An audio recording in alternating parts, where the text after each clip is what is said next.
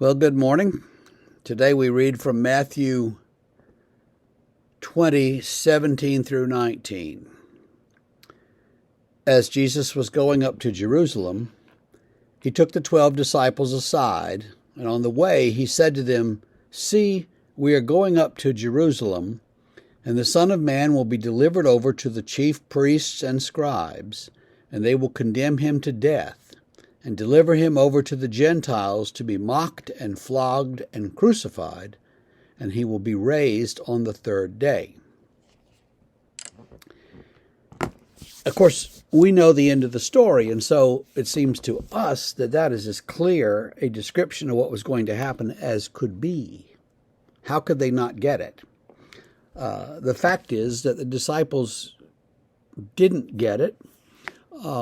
And what Matthew remembers Jesus saying is, of course, tempered by what Matthew has experienced. He knows what happened and he knows the resurrection. And so he can sort of read back all of that into what Jesus said and put it in Jesus' mouth, frankly.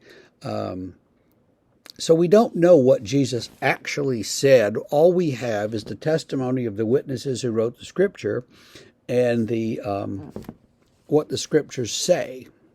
But it's here Jesus is as clear as he can be about what's going to happen. He's going to be killed. He's not going to take over Jerusalem. There's not going to be a war. They're not going to win. He's going to be mocked and flogged and beaten and mistreated and humiliated and then crucified, which is the most humiliating way that a person can be put to death in those days, in addition to being very torturous and painful. All of this is going to happen to him. And the disciples, I'm sure, are like, "What? Are you crazy? Nobody hates you that much." But they do. And this is the plan. This is what's going to happen. Someone said recently that how does the power of God look in this world? It looks like Jesus on the cross. How does God act to conquer things, to conquer evil in this world? He suffers it, he undergoes it, and he takes its pain to the deepest extent that it can be offered, and that's what Jesus does on the cross.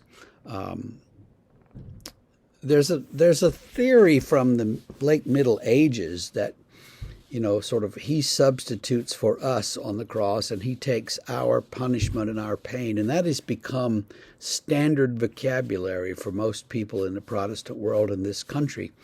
It's not actually the best way to understand the cross, but it is the way that we all do. But I want you to think about this and sort of move yourself away from that substitution idea and think about Jesus as demonstrating for us what love is. He goes to the grave for us, takes our humanity with him so that he can bring it back and conquer evil in the resurrection. And these are subtle points, but if you begin to think about it that way, it begins to open up a little bit and it means more, I think. I hope you feel that way too. If you don't, we're still friends. But think about that and think about what it would mean, what it means for Jesus to die on the cross. Why does he have to do that? Ponder that today. It's going to be a warm day, but it's kind of foggy out there, so it's a good day to stay inside and think. So think about that. See you tomorrow.